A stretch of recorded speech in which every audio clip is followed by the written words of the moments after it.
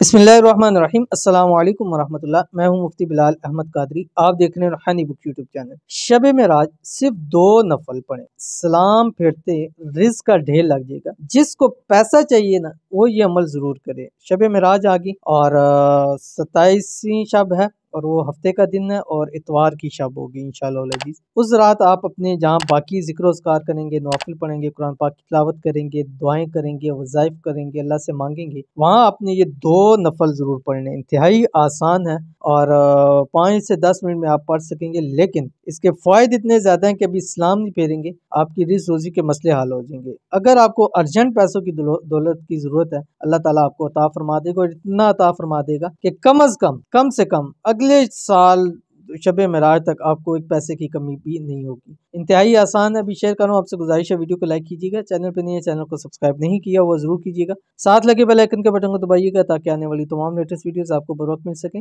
अगर आप हमें फेसबुक पे देख रहे हैं तो हमारे इस फेसबुक पे मुफ्ती बिलाल अहमद कादरी, इसको आपने फॉलो भी जरूर करना है। इजाजत के लिए कमेंट में अल्लाह जरूर लिखिएगा। ईशा की नमाज के बाद से लेके फजर की अजानों तक आपके पास टाइम है।